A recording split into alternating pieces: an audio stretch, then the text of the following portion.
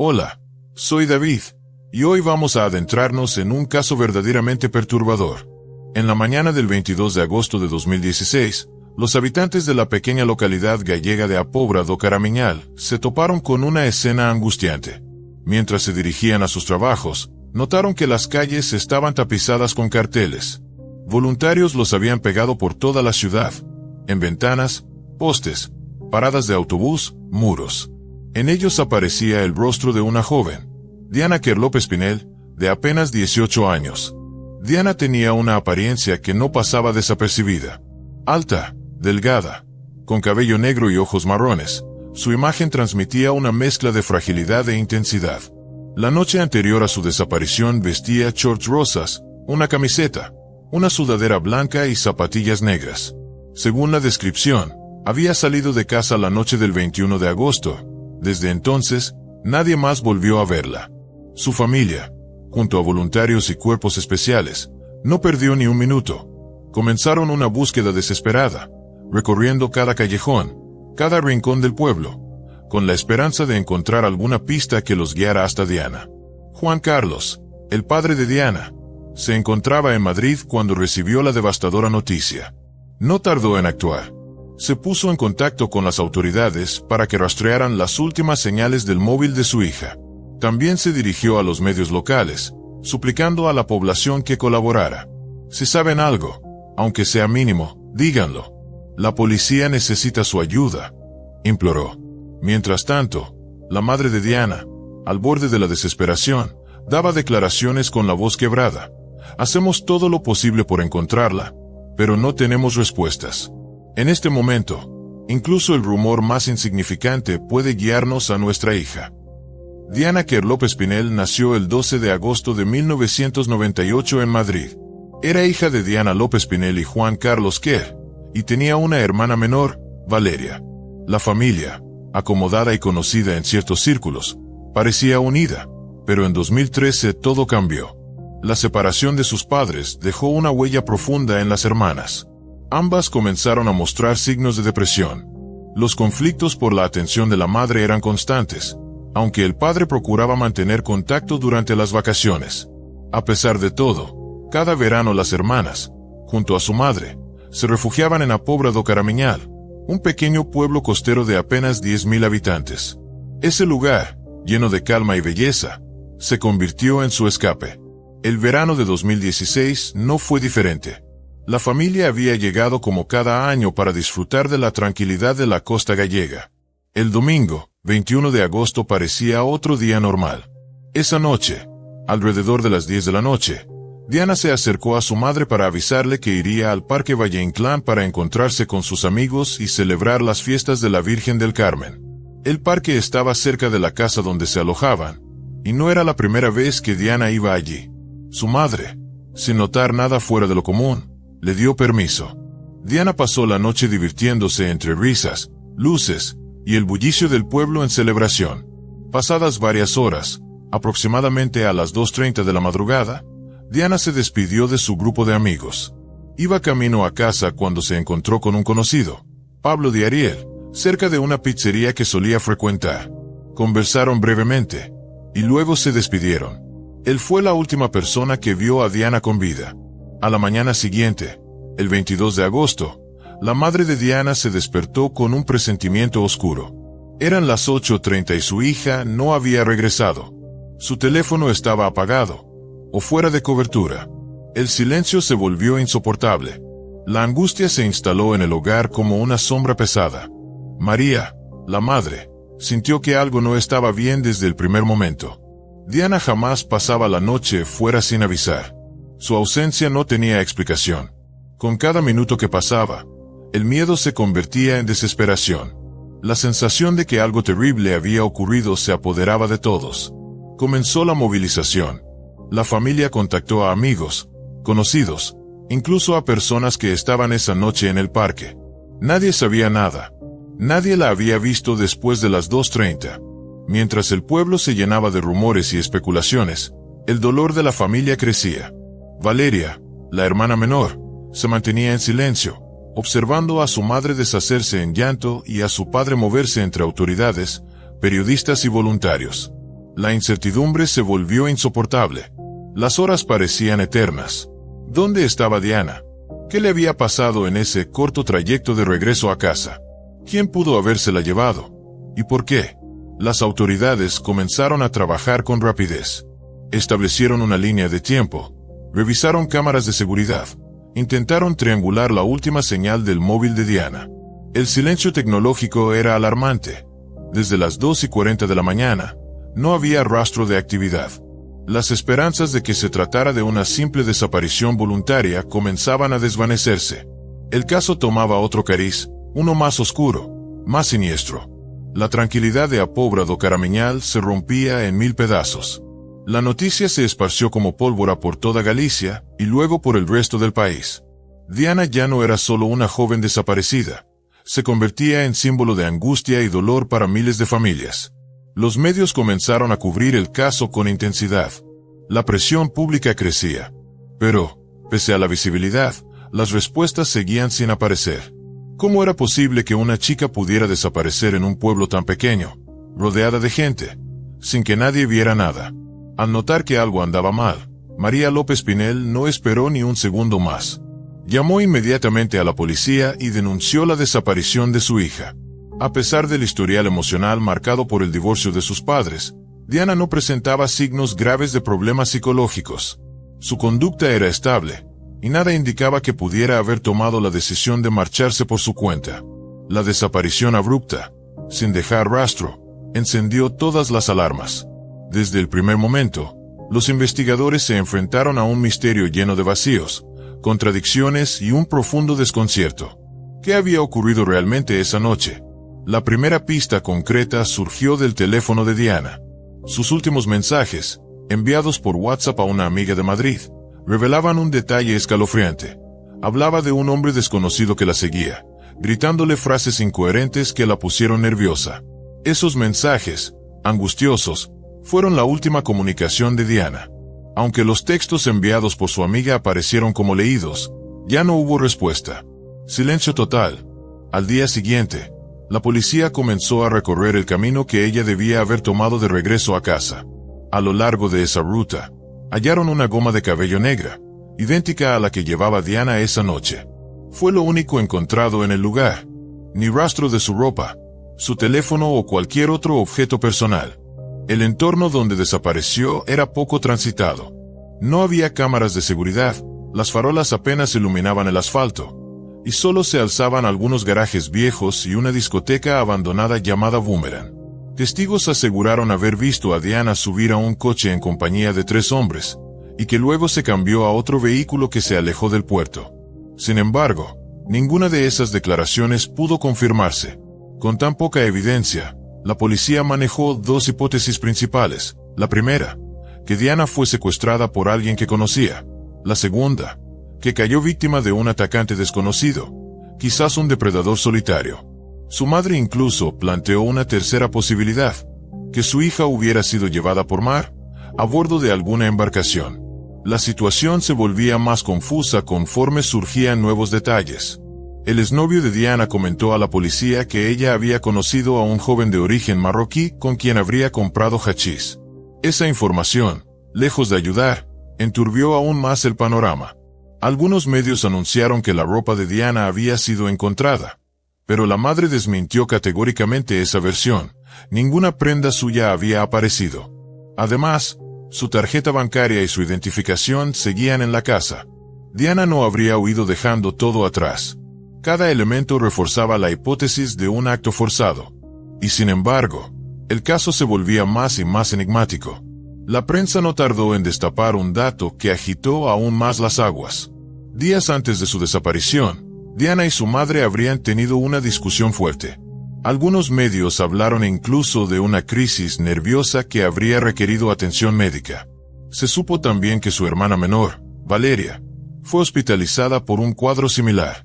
Para evitar que la situación escalara, y ante la creciente tensión, se tomó la decisión de otorgar la custodia provisional de Valeria al padre. El 1 de septiembre, él y su hija menor abandonaron el pueblo. Fue una medida preventiva, pero el silencio que le siguió encendió sospechas. En Apobra do Caramiñal, los rumores se desataron con fuerza. Muchos comenzaron a preguntarse si la familia ocultaba algo. El impacto emocional del caso Diana, que era en la comunidad, fue profundo. Las calles que antes rebosaban tranquilidad comenzaron a sentirse inseguras. Vecinos que se conocían de toda la vida empezaron a mirarse con recelo, alimentados por el temor de que entre ellos pudiera esconderse el responsable de semejante tragedia. Las madres no dejaban que sus hijas salieran solas, las miradas desconfiadas se multiplicaban, y las noches se llenaban de silencios largos e incómodos. No era solo el dolor de una familia, era el miedo colectivo ante un hecho que parecía imposible en un lugar tan pequeño. La investigación se volvió mediática, lo cual trajo beneficios y complicaciones. Mientras más atención recibía el caso, más teorías surgían. Desde redes sociales hasta tertulias televisivas, todos tenían una opinión, todos especulaban. Se hablaba de trata de personas, de ajuste de cuentas, de un crimen pasional, incluso de redes clandestinas en la costa.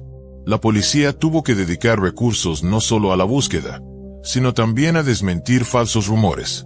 Cada pista errónea retrasaba el proceso y alimentaba la ansiedad de la familia y de la opinión pública.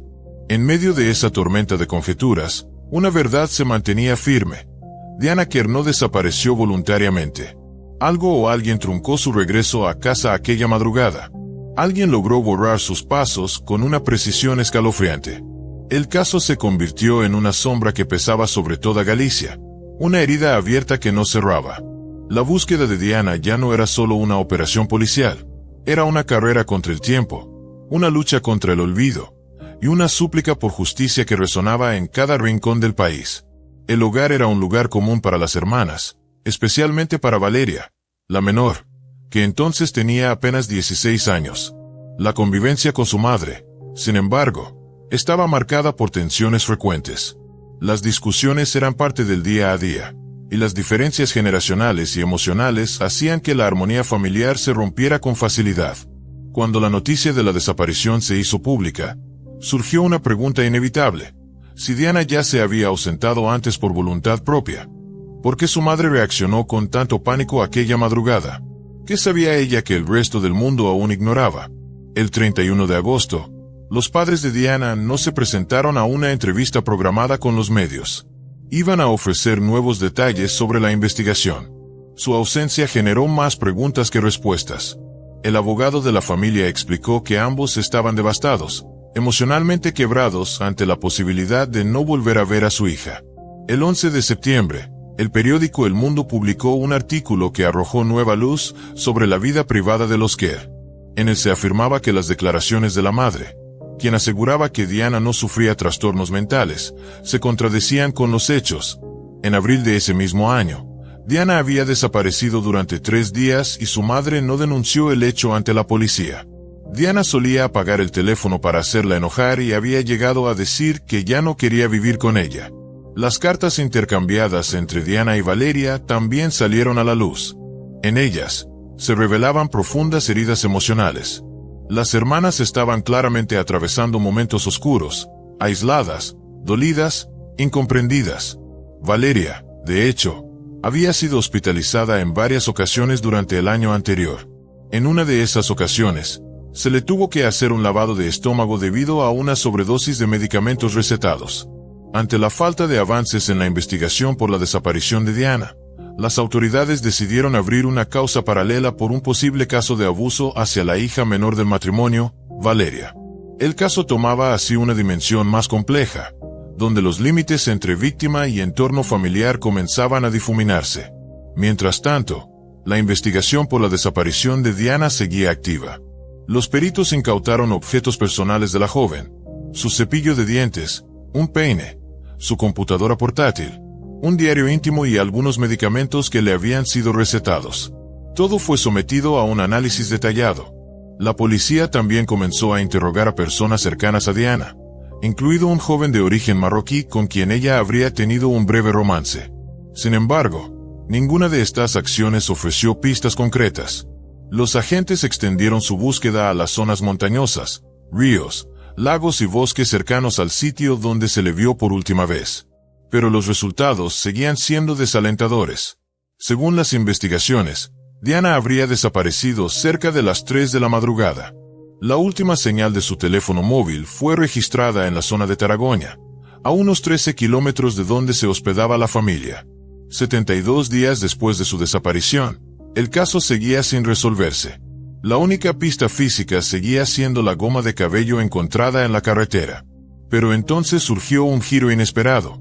Las autoridades hallaron un teléfono móvil que coincidía con el modelo y características del de Diana.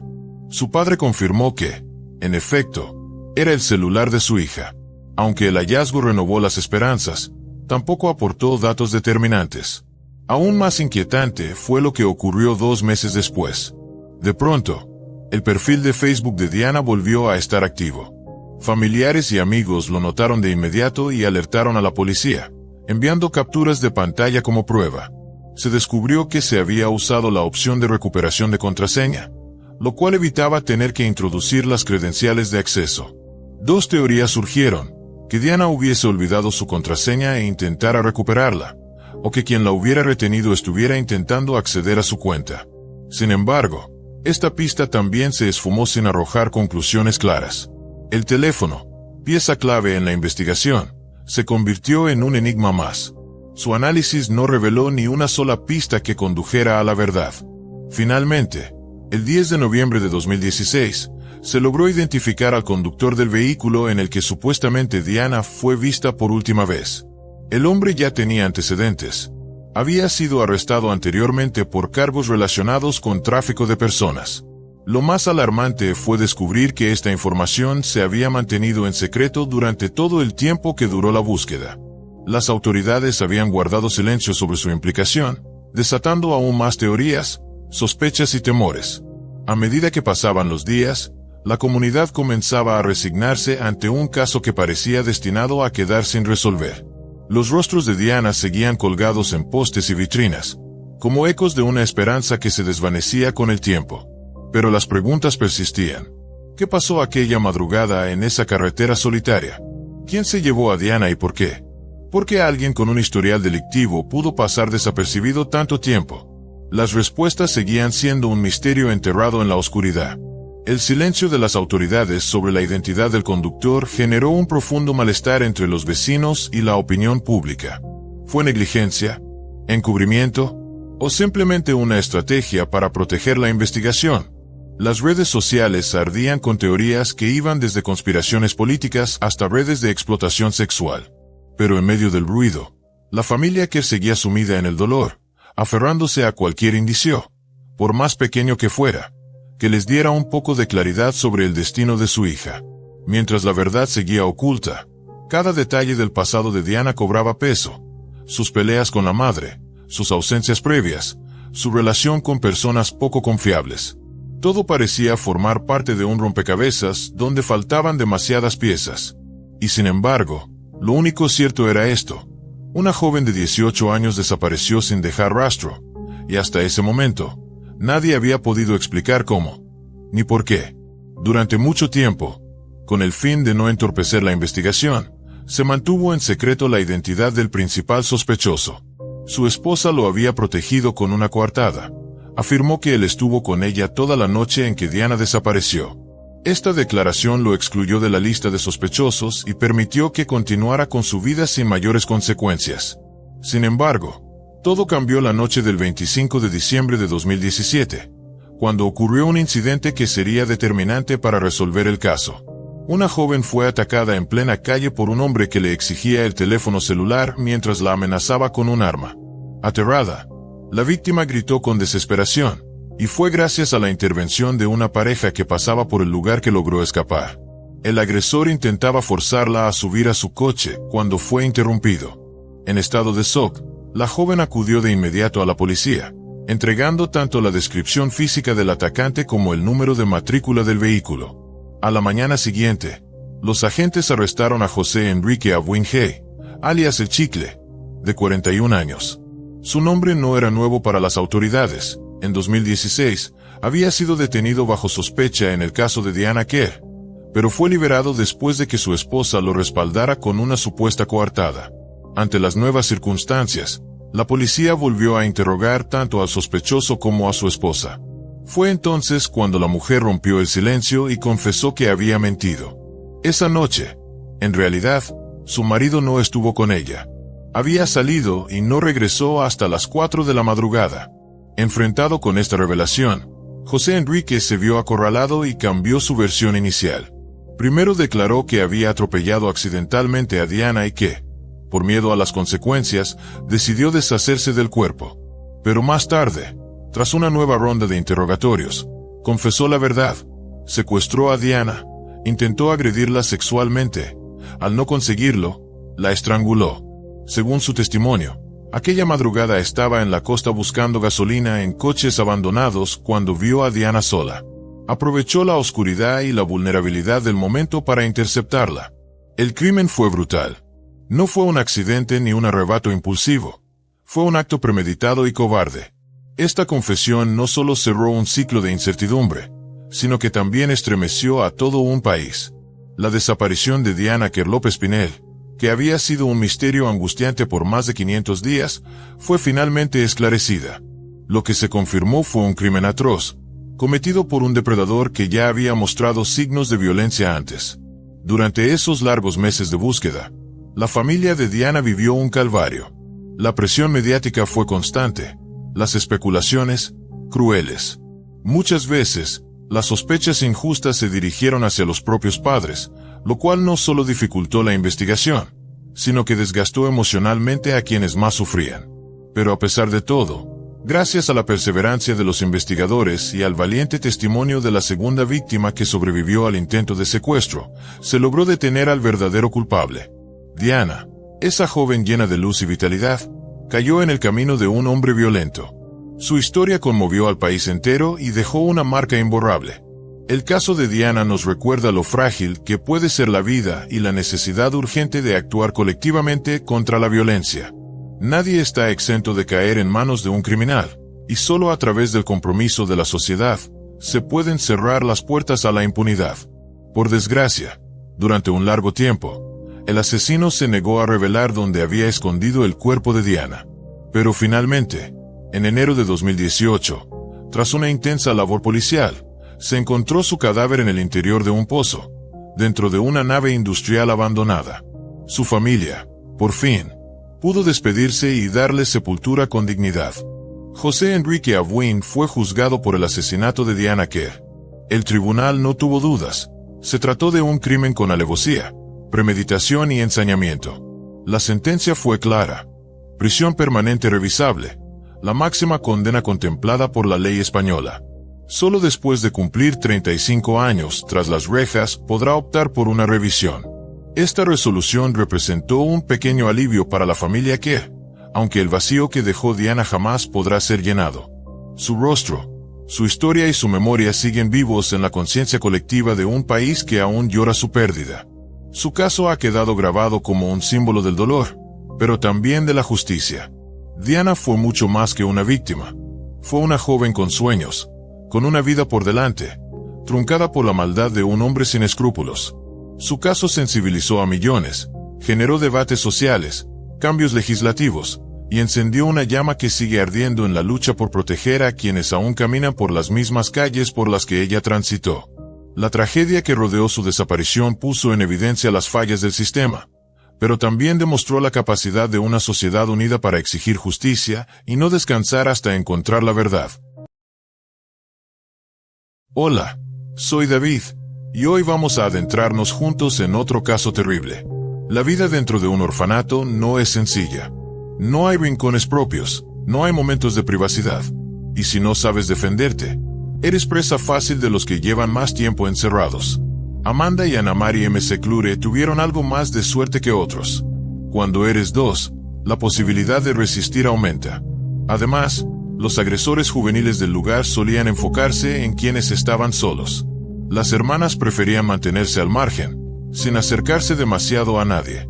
Creían que su estadía en aquel infierno sería corta, que pronto su madre vendría por ellas. El motivo de su llegada al orfanato era evidente para todos. Su padre, Larry Mseclure, había sido enviado a prisión, y el escándalo no pasó desapercibido. Era noticia en la televisión y los periódicos. Los días se convirtieron en semanas, las semanas en meses. Cada vez era más claro que no regresarían a casa. En ese tiempo, las hermanas salvaron a una nueva interna llamada Meredith, quien estaba siendo acosada por otras chicas. Meredith había crecido junto a una madre adicta. Vivía temerosa, flaca y sobresaltada por cualquier sonido. Llegó al orfanato después de que su madre muriera por sobredosis. Aterrada, Meredith no llamó a emergencias. En su lugar, convivió con el cadáver durante días. Fue hasta que una amiga de su madre las visitó y, al ver el cuerpo, llamó desde un teléfono público para no verse involucrada. Desde entonces, Meredith se convirtió en una amiga inseparable de las hermanas McClure. Entre las tres se protegían, y hasta lograban reír. Amanda y Anna Marie nunca contaron la verdadera razón de su estadía. Meredith, curiosa, preguntó una vez, y Anna Marie improvisó una historia. Dijo que su padre había sido policía y había muerto tratando de atrapar a un criminal peligroso. Amanda la miró con sorpresa, pero bastó una sola mirada de su hermana para que entendiera que debía guardar silencio. Meredith, fascinada por la supuesta heroicidad de su padre, no tardó en contar la historia al resto del orfanato. En cuestión de días, las hermanas se convirtieron en figuras admiradas. Les tenían respeto, hasta envidia. La mayoría de los niños allí cargaban historias marcadas por el abandono, las drogas o los crímenes de sus padres. La vida, dentro de lo que cabe en un lugar así, se volvió un poco más llevadera. Pero aquella calma fue efímera. No se sabe cómo, pero se filtró la verdad. El padre de Amanda y Anna Marie no era ningún policía caído en cumplimiento del deber. Era un delincuente vivo, cumpliendo condena por delitos sexuales cometidos contra una menor. La noticia destruyó la reputación de las hermanas. De pronto, volvieron a ser el blanco de los mismos que antes las respetaban. El infierno regresó con fuerza. Sin embargo, con el tiempo llegó un golpe de suerte. Dos familias diferentes decidieron adoptarlas. Fue su boleto de salida. Aunque significaba separarse, también era una oportunidad para empezar de nuevo. El vínculo entre ellas, tan profundo hasta entonces, se rompió con la distancia. Nunca más se supo con claridad lo que ocurrió durante sus años en hogares sustitutos. Podrían haberse perdido en el anonimato, ser recordadas únicamente como las hijas de un criminal. Pero el destino tenía otros planes. Años después, sus nombres resurgirían, ligados ya no a su pasado trágico, sino a uno de los casos más estremecedores en la historia del estado de Virginia. Amanda, ya adulta, se había casado con John McGuire, un hombre de 38 años. Se conocieron cuando ella tenía 29. Desde la infancia, Amanda vivió sumergida en una constante tensión emocional. La falta de estabilidad, la vergüenza impuesta por los crímenes de su padre y la separación de su hermana dejaron heridas profundas. Las adopciones muchas veces no garantizan una infancia feliz, y aunque pudo haber encontrado cariño en su nuevo hogar, la sombra del pasado nunca dejó de perseguirla. Ese tipo de trauma es como una cicatriz mal cerrada. Basta un roce para que sangre de nuevo. Es posible que esos años moldearan la visión que Amanda desarrolló del mundo, una en la que la confianza era un lujo y la cercanía, un riesgo. Por otro lado, la imagen de Meredith dentro del orfanato funcionó casi como un espejo para las hermanas McClure. Su historia trágica reflejaba lo que ellas se negaban a aceptar públicamente, la vulnerabilidad y el abandono. Tal vez, al ayudarla, intentaban también redimirse a sí mismas, proyectar una imagen más fuerte de la que realmente sentían. Pero la mentira que construyeron sobre su padre, aunque útil en el corto plazo, sembró una bomba de tiempo. Y cuando estalló, no solo destruyó su imagen, reforzó las heridas que apenas comenzaban a cicatrizar. Las adopciones separadas marcaron el punto de inflexión definitivo. Sin el soporte emocional de su hermana, Amanda quedó a merced de su entorno. Las decisiones que tomamos en la adultez están profundamente influenciadas por las experiencias no resueltas de la niñez. Con su matrimonio con John McGuire, Amanda parecía encontrar algo de estabilidad. Pero lo que parece, no siempre es. Y cuando todo parecía calmarse, su nombre volvería a aparecer en titulares. Esta vez, no como víctima, sino como pieza central de una historia aún más oscura. Los padres adoptivos de Amanda comenzaron a preocuparse seriamente por la posibilidad de que su hija nunca lograra establecer una conexión profunda con nadie. Años de abandono, La traición de su madre biológica y la separación definitiva de su hermana habían dejado marcas invisibles pero profundas en su mente. Su aislamiento emocional se volvía cada vez más evidente. Fue solo cuando Amanda confesó que tenía pareja, e incluso planes de casarse, que sus padres adoptivos pudieron respirar aliviados. Su prometido, John McGuire, era un hombre mayor que ella, con 2 hijos de un matrimonio anterior.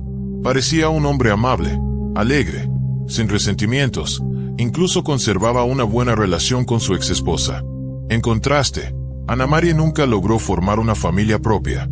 Su historia quedó en las sombras, sin registros públicos de relaciones estables o hijos. Por eso, a ojos de muchos, Amanda parecía haber roto la maldición. Tenía la oportunidad de construir algo sólido, una familia real.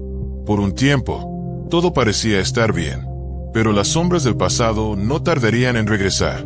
Su padre biológico, Larry McClure, fue liberado bajo palabra y decidió establecerse en una casa rodante en Virginia.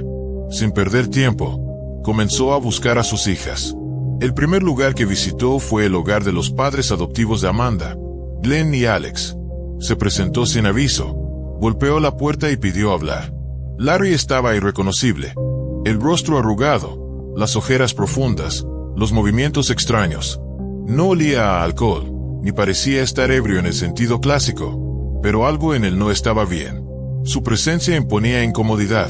Cuando pidió la dirección y el número de teléfono de Amanda, Glenn se negó, pero prometió informarle que su padre biológico la estaba buscando. La reacción de Larry fue extraña. Se molestó visiblemente al escuchar esa frase, padre biológico, pero se despidió y se marchó. Glenn cumplió con su palabra. Cuando Amanda supo que su padre había salido de prisión y estaba tras su rastro, una batalla interna comenzó en su mente. Una parte de ella lo rechazaba por completo. Otra, más nostálgica y vulnerable, creía que merecía una segunda oportunidad. El corazón venció a la lógica. Amanda llamó a su padre. Larry respondió con entusiasmo, emocionado de escuchar su voz después de tantos años. Le preguntó cómo estaba. Amanda le contó que estaba bien, casada, feliz. Larry se mostró contento, y la invitó a cenar junto con su esposo. Amanda dudaba, pero Larry supo tocar la fibra sensible. Deja atrás los rencores. He vivido todos estos años solo con un pensamiento: volver a verte, y a Anna Marie. Luego soltó otra frase clave: ya la vi. Salimos juntos de excursión. Fue maravilloso. Como si nunca nos hubiéramos separado. Me preguntó mucho por ti. Amanda, impactada, no sabía cómo reaccionar. No confiaba del todo, pero la idea de reencontrarse con su hermana, separada de ella desde la infancia, era demasiado poderosa. Aceptó la invitación. Más tarde se sabría que Larry había mentido.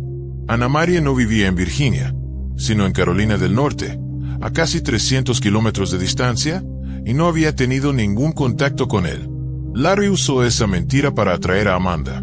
Lo logró. Padre e hija se reencontraron, pero aquel encuentro no sería el inicio de una reconciliación, sino de una nueva tragedia. Poco a poco, Larry introdujo a Amanda y a su esposo en un mundo turbio del que no saldrían con facilidad. Fabricaba sustancias ilegales en su remolque, y con el tiempo logró engancharlos a ambos. Antes de conocerlo, Amanda y John llevaban una vida estable, con empleos y un futuro en común. Pero bajo la influencia de Larry, comenzaron a perderlo todo. Primero el dinero, luego los trabajos, después la voluntad. Larry no solo les vendía las sustancias, también les pedía dinero para producir más. Cuando se quedaron sin recursos, los convenció de registrarse como beneficiarios estatales para drogodependientes y así obtener una mínima entrada económica que él mismo administraba. La relación entre Amanda y John se fue transformando lentamente en una asociación de dependencia. El lazo con Larry se estrechaba, no por afecto, sino por necesidad y manipulación. Era como si el padre, ausente por décadas, ahora hubiera encontrado una forma perversa de ejercer control sobre su hija. No necesitaba gritar ni amenazar. Bastaba con ofrecer lo que ambos necesitaban y, al mismo tiempo, mantenerlos vulnerables. La sumisión llegó disfrazada de reconciliación. Larry, lejos de buscar redención, alimentaba la destrucción de lo que quedaba en pie en la vida de su hija. En lo profundo del corazón de Amanda existía aún el deseo de reconstruir su vida. Sabía que algo no andaba bien. Tal vez, durante alguna noche de lucidez, se preguntó cómo había llegado a ese punto. El reencuentro con su padre, en lugar de sanar heridas, las había infectado. Y sin saberlo, estaba al borde de un abismo aún más oscuro. Jon, por su parte, parecía perderse más rápido en la dependencia.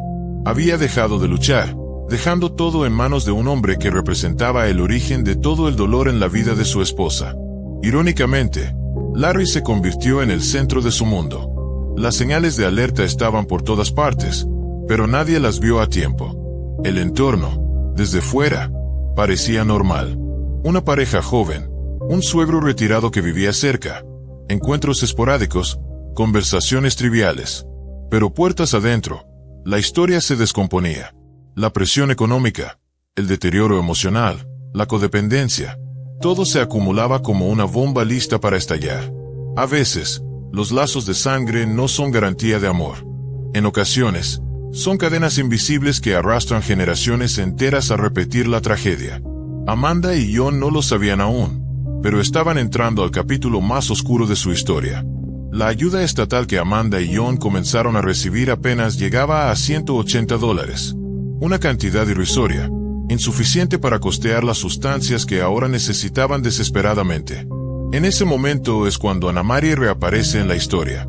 Larry, sin ningún atisbo de remordimiento, la manipula y arrastra por el mismo camino. La introduce en su círculo de adicciones, la hace dependiente y también le saca dinero. Ya atrapados en una espiral de autodestrucción, Amanda y Jon llegan a un punto sin retorno. Sin trabajo, sumidos en deudas impagables, pierden su casa, y como último recurso, se mudan a la casa rodante de Larry, convirtiéndose en rehenes de su propia miseria. Los padres de Jon no sabían absolutamente nada. Cuando su hijo los llamó, su madre estaba gravemente enferma. Jon les dijo que se iría de viaje con Amanda, para despejarse. Fue la última vez que escucharon su voz. Nunca hubo tal viaje. Lo que realmente ocurrió fue que la joven pareja se trasladó al tráiler de Larry, donde compartían un entorno de consumo constante, pérdida de sentido y total desconexión de la realidad. Y así, llegó el 14 de febrero, el día de San Valentín. A pesar de estar profundamente afectado por las sustancias, Jon aún amaba con locura a Amanda. Quiso sorprenderla. Compró carne, licor, y preparó una cena especial, con la esperanza de recuperar algo de humanidad. En esa cena, además de Amanda, estaban Larry y Anna-Marie. El ambiente estaba intoxicado, no solo por las drogas, sino por una tensión invisible, casi palpable. En algún punto, la locura cruzó una línea que ya no tenía regreso. Amanda y Larry ya no se comportaban como padre e hija. Su cercanía había adquirido un tinte retorcido, antinatural, que Jon, cegado por el amor, no supo ver a tiempo. Pero el peor error fue hablar desde el corazón. Durante la cena, Jon le dedicó palabras dulces a su esposa. Larry, visiblemente alterado, no lo soportó. Interrumpió bruscamente, proponiendo una dinámica divertida: atar las piernas de Jon y hacerle preguntas personales. Al principio, el juego parecía inofensivo. Recuerdos de infancia, escuela, universidad. Pero bajo los efectos de los estupefacientes, Larry se transformó. Empezó a acusar a Jon de ser un agente encubierto del FBI. Jon, desconcertado, negó todo. Fue inútil. El juego se volvió una pesadilla. Comenzaron a golpearlo brutalmente. Jon, ya sin fuerzas, imploró por su vida, usando el recuerdo de sus hijos como escudo. Cuando intentó desatarse, Amanda lo golpeó con una botella de vino. Irónicamente, era la misma que él había comprado para celebrar aquella noche.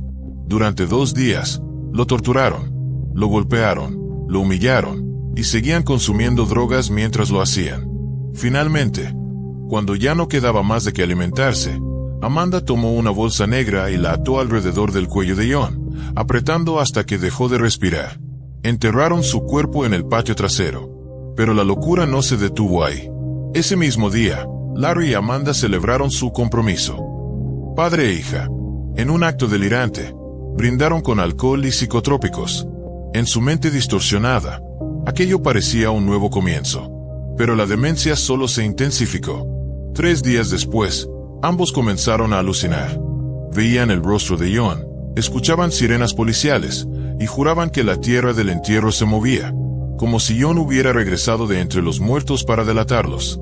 Presos de un pánico absoluto, desenterraron el cuerpo. A pesar del estado avanzado de descomposición, le revisaron el pulso, los ojos, como si aún existiera la posibilidad de que estuviera vivo. La paranoia había devorado por completo su juicio. Para asegurarse de que John jamás regresaría, tomaron un hacha de leña y comenzaron a cortar su cuerpo en pedazos. Luego, clavaron una estaca de álamo en cada fragmento. Esparcieron los restos en distintos lugares y los cubrieron con cal, intentando acelerar su descomposición, como si eso fuera suficiente para silenciar sus fantasmas. 3 semanas después, la historia apenas comenzaba a descubrirse. Detrás de este espiral de violencia hay una oscuridad más profunda, una que no nace en una noche, sino que se gesta lentamente, alimentada por el abandono, el trauma no tratado y una búsqueda desesperada de pertenencia. Amanda y Anna Marie eran niñas quebradas, arrancadas de su infancia, convertidas en sobrevivientes. Pero lo que las hacía humanas también las hacía vulnerables. Larry, lejos de ser un padre arrepentido, fue un depredador emocional que supo manipular esas fracturas con precisión. No necesitó violencia física al principio. Le bastó con ofrecer una falsa imagen de familia para atraerlas de nuevo a su órbita, donde la destrucción era inevitable. La figura de John McGuire es trágica desde muchos ángulos. Un hombre que, pese a su adicción, intentó mantener una relación funcional, que buscó el afecto en una mujer marcada por el abandono.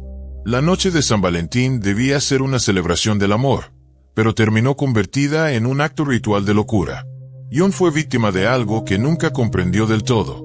Para él, Amanda era la mujer de su vida. Nunca imaginó que se transformaría en su verdugo, empujada por la perversión emocional y química de su propio padre. En esos días de tortura, John no murió solo físicamente, fue despojado de su dignidad, asesinado por quienes alguna vez amó. Las decisiones que se tomaron después del crimen revelan hasta qué punto se había quebrado la mente de los 3 involucrados. El miedo a ser descubiertos no fue lo que los impulsó a mutilar el cadáver, fue el delirio. Ver fantasmas, escuchar voces, sentir la tierra temblar, eran síntomas de un colapso mental total. El uso constante de sustancias, la pérdida del juicio moral y la falta de contacto con la realidad los llevó a cometer actos impensables. Lo más perturbador es que, tras todo esto, aún lograban convivir como si nada hubiera pasado, como si la normalidad pudiera reconstruirse sobre las ruinas de la locura. Larry y Amanda se casaron. Para que nadie sospechara de su parentesco, Larry decidió cambiarse el nombre legalmente. Con una nueva identidad, comenzaron a presentarse como una pareja común y corriente, sin pasado, sin vínculos sospechosos. Decidieron mudarse a Kentucky, convencidos de que podían comenzar una nueva vida, alejarse de las adicciones y de los horrores que habían dejado atrás. Rentaron una casa modesta. Para no levantar sospechas, decoraron la entrada con una bandera estadounidense, igual que sus vecinos. Querían parecer normales. Querían fundirse con el paisaje. Pero la normalidad no se construye sobre secretos podridos. Mientras tanto, los padres de John y su exesposa comenzaron a preocuparse seriamente. Había pasado demasiado tiempo sin tener noticias de él. En 2019, la madre de John presentó una denuncia formal por su desaparición. El silencio de su hijo ya no podía justificarse. En paralelo, Larry cometía un error fatal. No notificó a las autoridades que había cambiado de estado. Esa omisión violaba directamente los términos de su libertad condicional. La consecuencia fue inmediata, volvió a prisión. Y esta vez, encerrado, sin acceso a las sustancias a las que su cuerpo estaba habituado. Su mente colapsó. El síndrome de abstinencia hizo estragos en su ya debilitada estabilidad mental. La línea entre la fantasía y la realidad se desdibujó por completo. Era lógico. Si has llegado al punto de casarte con tu propia hija, hay algo muy profundo que se ha quebrado dentro de ti. En su paranoia, Larry se convenció de que su detención era una fachada para excavar el jardín y encontrar los restos del cuerpo de John. Desesperado, necesitaba avisarles a Amanda y a Anna Marie que reubicaran los fragmentos del cadáver cuanto antes. Pero había un problema. Sus llamadas fueron restringidas. Planeó cada palabra. Redactó un discurso cifrado que pudiera comunicar el peligro sin levantar sospechas. Pero no se le permitió hacer ninguna llamada. Al límite de su desesperación, pidió hablar con el oficial de guardia y confesó tener algo importante que declarar. Su lógica retorcida era que, si confesaba el asesinato antes de que se presentaran cargos, podría librarse de la pena de muerte. Y si podía culpar a sus hijas en el proceso, mucho mejor. Pero el policía al principio no le creyó una sola palabra. ¿Un crimen? ¿Un cadáver en el jardín? ¿Un adicto delirando en una celda? Todo sonaba absurdo. Sin embargo, la ley obliga a verificar cualquier confesión, por incoherente que parezca. Al principio, se pensó en una revisión formal, una inspección simbólica del domicilio, una revisión superficial. Pero algo cambió cuando se cruzó el nombre de John McGuire. Estaba reportado como desaparecido. Con ese dato, se envió un equipo completo a la antigua residencia de Larry. Y lo impensable se volvió real. En el terreno, encontraron rastros de cal, tal como Larry había descrito. Y pronto, todas sus palabras empezaron a confirmarse.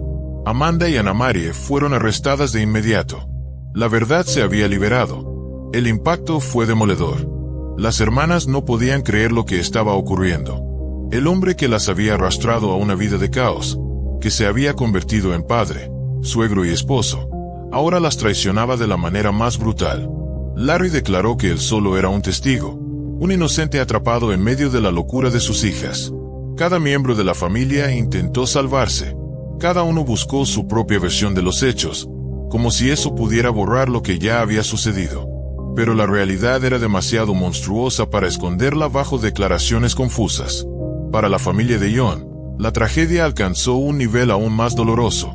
No había un cuerpo entero, solo restos, fragmentos recogidos por criminalistas, embalados, trasladados y entregados finalmente a sus padres. Tuvieron que enterrarlo en un ataúd cerrado. Todo era simbólico. Se despedían de un hijo que había sido desmembrado por aquellos en quienes más confiaba.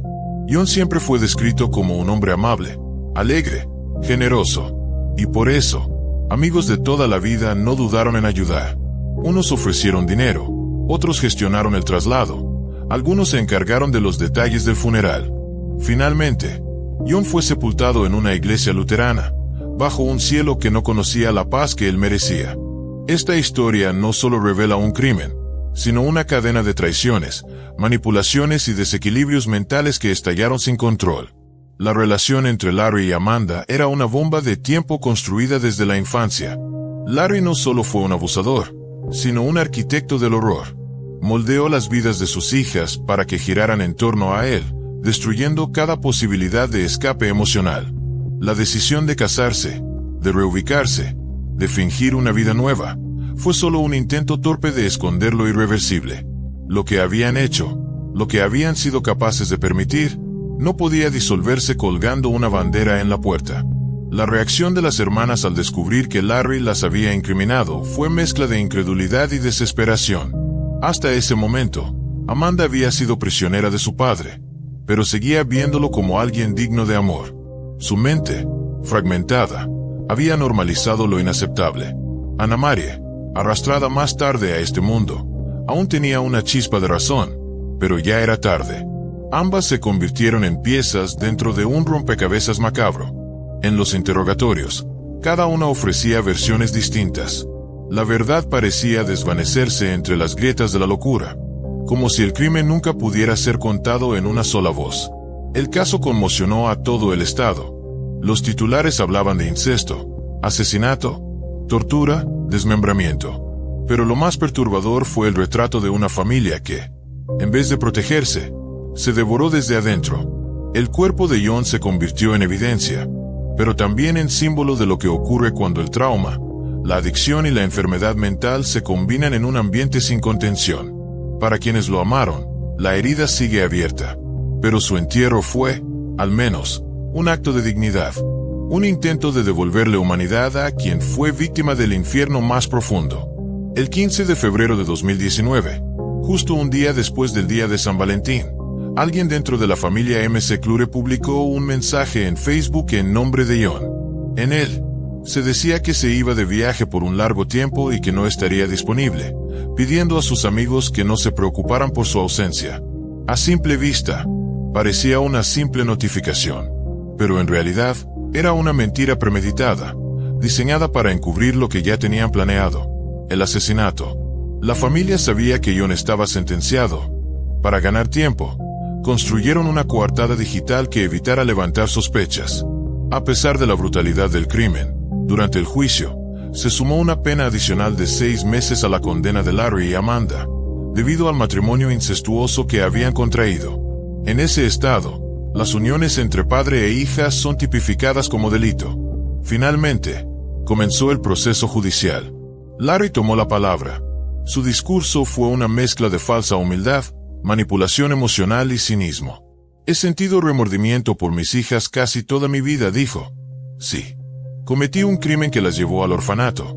Su madre las abandonó y yo fui el único que sufrió por ellas. Agradeció a los padres adoptivos y afirmó haber rezado por ellos. Larry sostuvo que, al salir de prisión, quiso recuperar el tiempo perdido. Pude haber evitado el crimen si hubiera convencido a Amanda de no hacerlo, dijo. Pero luego intentó eximirse de culpa. No me entendieron, y los comprendo. Pero ustedes no estuvieron en mis zapatos. Justificó sus actos diciendo que Amanda solo quería sacar dinero del gobierno a través de la cuenta de John. Y luego, como si nada, afirmó: ella es un monstruo, no una persona. Me culpo por ser adicto, pero esta tragedia es suya. Terminó dirigiéndose al jurado. No me queda mucho tiempo de vida. Lo lamento por la familia de John. Él era un buen muchacho. El juicio fue largo, extenuante y lleno de contradicciones. Los acusados cambiaban constantemente sus versiones sobre lo ocurrido. Amanda, incapaz de soportar la presión del proceso, decidió colaborar con la fiscalía. A cambio, se le ofreció una reducción de cargos, homicidio involuntario. En el siguiente juicio, Larry cambió completamente su versión. Dijo que los 4 habían comprado los ingredientes para fabricar drogas y que, en medio de la producción, Amanda se le acercó con una idea. Quería vengarse de John. Alegó que John, bajo los efectos de las drogas, había abusado sexualmente de Anna Marie, quien además había quedado embarazada. Larry afirmó que no pudo negarse, que sentía que tenía que ganarse la confianza de sus hijas después de tantos años ausente. Me culpo cada día, dijo. Pienso que debería colgarme, pero ¿por qué debería hacerlo yo si todo esto fue culpa de ellas? Su estrategia era clara: desviar toda la responsabilidad hacia Amanda y Anna Marie. Las palabras impactaron con fuerza, pero no lograron borrar el horror de los hechos ni el dolor de los presentes. Fue entonces que la familia de John tuvo su turno para hablar. Su madre, entre sollozos incontrolables, no pudo articular palabra. Cuando por fin pudo expresarse, su mensaje fue breve, pero demoledor. Quizás algún día logre perdonarlos, pero jamás podré olvidar lo que hicieron. Y si algo deseo, es vivir lo suficiente para ver cómo alguno de ellos muere antes que yo. Luego, los hijos de John se dirigieron al tribunal. Su rabia era palpable. No hubo piedad en sus palabras. Maldecían a los responsables de haberles arrebatado a su padre. Dijeron, con absoluta claridad, que nunca, bajo ninguna circunstancia, los perdonarían. La sala, en silencio, escuchó con respeto el peso de su dolor. Y entonces, llegó el momento del veredicto. Larry M. McClure fue condenado a cadena perpetua sin posibilidad de libertad condicional. El tribunal no encontró ni una sola razón para mostrarle clemencia. Su comportamiento durante el juicio, su frialdad, sus mentiras y su evidente manipulación de sus propias hijas lo pintaban como el verdadero arquitecto del crimen. No solo cometió incesto, no solo fue cómplice, fue el motor detrás de cada decisión. Un hombre que debería haber sido protector, guía, refugio, pero eligió ser depredador. El juez fue tajante. No hay lugar para usted fuera de estas paredes. Este caso dejó una cicatriz profunda en toda la comunidad. La historia de Larry, Amanda y Anna Marie pasó de ser una tragedia familiar a un relato de horror nacional. La justicia hizo su parte, pero no hay sentencia que pueda devolverle la vida a John ni reparar el trauma de sus hijos. La herida, aunque cubierta por la ley, sigue abierta en el corazón de todos los que conocieron al hombre que solo quiso formar una familia y terminó siendo traicionado por ella. La prisión fue el destino de los culpables, pero el dolor verdadero quedó con los inocentes que sobrevivieron a la pesadilla. La figura de Amanda, aunque juzgada con menor severidad, nunca logró convencer a nadie de su total inocencia. Su alianza con Larry, su silencio durante la tortura, y su participación directa en la muerte de John la convirtieron en una figura trágica. Sí, pero también responsable. La colaboración con la fiscalía le permitió evitar una condena mayor, pero no la salvó del juicio público. La imagen de una hija que se convirtió en cómplice de su propio padre, que se dejó arrastrar hasta el abismo, será siempre recordada como una advertencia de cómo la manipulación emocional y la adicción pueden destruir lo poco que queda de humanidad. Anna Maria, por su parte, quedó atrapada entre dos fuegos. Su participación fue más pasiva, pero no por eso menos dolorosa.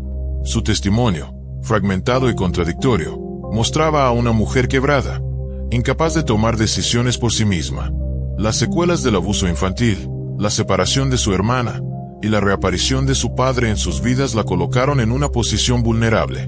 El sistema judicial la trató con mayor clemencia, considerando su historial. Pero su vida, marcada por el horror, nunca volvería a ser la misma. Al final, las tres personas que destruyeron a John también se destruyeron entre ellas. Cuando se anunció la sentencia contra Amanda, sus padres adoptivos no pudieron contener el llanto. Sentían una mezcla abrumadora de tristeza y culpa. Aceptaban que habían criado a su hija con libertad, enseñándole que siempre tendría la opción de tomar sus propias decisiones. Pero jamás imaginaron que esa libertad, otorgada con amor, acabaría conduciendo a un destino tan trágico. El mayor peso para ellos era haberle dicho, años atrás, que su padre biológico la buscaba. Creyeron que le debían la verdad. No sabían que con esa confesión estaban abriendo la puerta al infierno. Amanda, al escuchar su veredicto, no mostró señales de arrepentimiento real. En su última declaración, insistió en que todo lo ocurrido era culpa de Larry. Lo acusó de haberla manipulado, de no poder controlar sus celos hacia John, y de haber provocado todo el desastre por su enfermiza necesidad de control. Mientras ella hablaba, sus padres adoptivos suplicaban clemencia al juez. Aseguraban que, sin la influencia destructiva de Larry, Amanda jamás habría cometido un crimen tan atroz. Pero para la fiscalía, la historia era otra. Lo que había ocurrido no era un impulso aislado, ni una tragedia emocional. Fue una conspiración planeada por Amanda y su padre, con el objetivo de eliminar a John y vivir juntos como pareja. El juicio contra Amanda fue uno de los más impactantes del estado. Tras analizar pruebas, testimonios y los detalles más escalofriantes del caso, el tribunal la declaró culpable. La sentencia fue de 40 años de prisión, aunque el juez dejó constancia de que, con buena conducta, podría cumplir solo 20 años antes de tener derecho a libertad condicional. La noticia generó reacciones encontradas. Algunos opinaban que merecía cadena perpetua. Otros creían que también había sido víctima del monstruo que tenía por padre. Pero la justicia debía actuar, y así lo hizo. Cuando llegó el turno de Anna Maria, la atmósfera en la sala era de tensión absoluta.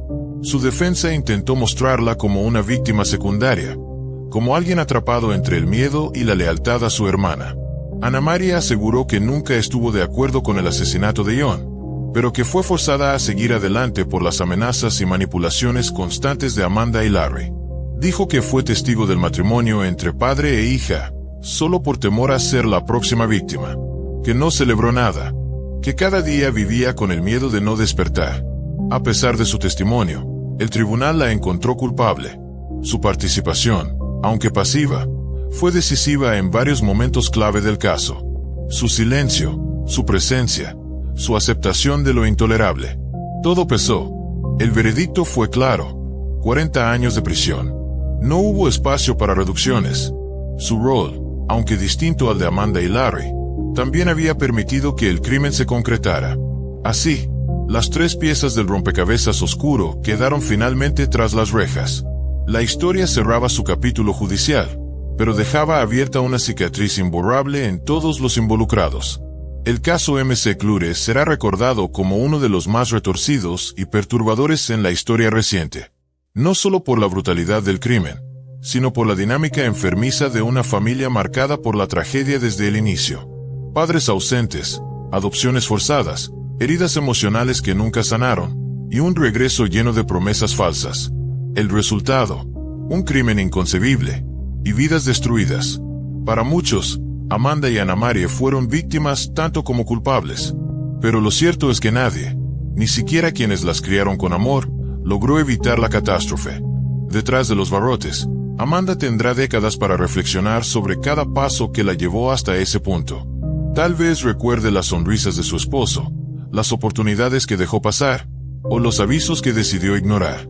Tal vez intente justificar sus actos, o tal vez, algún día, logre asumirlos con verdad. Anna Marie, por su parte, deberá convivir con los ecos del silencio, con el miedo que la paralizó, y con la culpa de no haber hecho nada cuando aún estaba a tiempo. Y Larry, el centro de todo, vivirá lo que le reste en prisión, sabiendo que su legado no fue una familia, sino una tragedia interminable. John McGuire fue enterrado en un ataúd cerrado, sin rostro visible para despedirse, pero con el respeto de quienes lo amaron de verdad. Sus hijos, su madre, sus amigos, todos ellos cargan con una pérdida irreparable. Pero su historia no se olvida. Su nombre quedó marcado en la memoria colectiva como símbolo de una víctima que nunca debió serlo. Porque incluso en medio del caos, de la traición y del dolor, hay nombres que deben ser recordados por lo que representaron: bondad, inocencia, y una vida que fue arrancada sin sentido. Gracias por seguir esta historia. Nos vemos en la próxima. Hola a todos, mi nombre es David, y hoy vamos a adentrarnos en uno de los casos más escalofriantes ocurridos en Brasil. En el año 2012, la familia de uno de los empresarios más acaudalados del país se vio envuelta en un verdadero torbellino mediático tras la misteriosa desaparición de Marcos Matsunaga. Este suceso tuvo lugar justo antes del cierre de un acuerdo multimillonario que prometía elevar aún más la fortuna de la familia. Lo que en un principio se creyó que era una maniobra orquestada por rivales comerciales, terminó por convertirse en una pesadilla que paralizó al país entero. Las imágenes de su viuda desconsolada inundaron los periódicos y noticiarios más importantes de Brasil, generando una oleada de conmoción nacional. Las primeras líneas de investigación apuntaban hacia una estrategia de sabotaje empresarial. La policía no descartaba que competidores sin escrúpulos hubiesen ideado un plan para secuestrar y deshacerse de Marcos, con el único objetivo de frustrar la negociación en puerta. Sin embargo, la realidad que más tarde se revelaría superaba cualquier suposición previa. Se trataba de un crimen meticulosamente planeado, ejecutado con frialdad, y con tintes de horror que difícilmente podrían imaginarse en el seno de una familia privilegiada. Esta historia, marcada por la traición, la ambición y un intento despiadado de ocultar la verdad, acabaría convirtiéndose en la base de diversos documentales que intentaron reconstruir lo ocurrido paso a paso. ¿Pero quién era realmente Marcos Matsunaga? Más allá del empresario reconocido, existía un hombre formado bajo el peso de una herencia familiar. Nacido en el seno de una familia millonaria, Marcos dirigía Yoki, una empresa dedicada a la producción de alimentos de consumo masivo. Fundada por su abuelo, Yoshitsu Kitano, un inmigrante japonés que cruzó el océano en busca de un futuro mejor, la compañía comenzó como un pequeño molino de harinas en medio de tiempos de guerra y escasez. Pese a las adversidades, Yoki no solo logró sobrevivir, sino que prosperó hasta convertirse en una de las marcas más reconocidas dentro y fuera del país. El nombre mismo de la empresa proviene de la combinación del nombre y apellido de su fundador, Yo de Yoshitsu y Ki de Kitano. Marcos creció rodeado de lujos y comodidades. Desde temprana edad, jamás le fue negado nada. No tuvo que construir su imperio desde abajo, lo heredó. Al asumir como director ejecutivo de la compañía, parecía que su destino estaba trazado para convertirse en el primer multimillonario de la familia. Tenía todos los recursos a su disposición y la visión necesaria para multiplicar el capital heredado. Sus allegados lo describían como un empresario competente, incluso brillante en ciertos aspectos, capaz de mantener e incrementar el legado que sus antecesores le habían confiado. Pero su personalidad difícil, cargada de arrogancia, caprichos y un deseo enfermizo de control, lo alejaban emocionalmente de quienes lo rodeaban. Físicamente, Marcos tampoco escapaba de ciertas inseguridades. Desde niño, Sufrió de sobrepeso, utilizaba gafas debido a problemas visuales y su estatura era inferior al promedio, lo que lo convertía en blanco de burlas entre sus compañeros. Esta serie de características le generaron profundas dificultades sociales.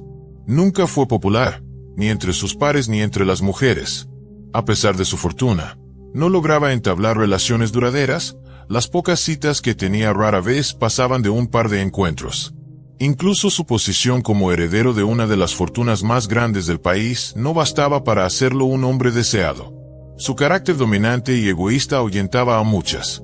La frustración acumulada con los años llevó a Marcos a frecuentar el mundo de los servicios de compañía, buscando allí lo que no encontraba en la vida real: cercanía, afecto o tal vez simplemente una distracción. Poco se sabe sobre su primera esposa.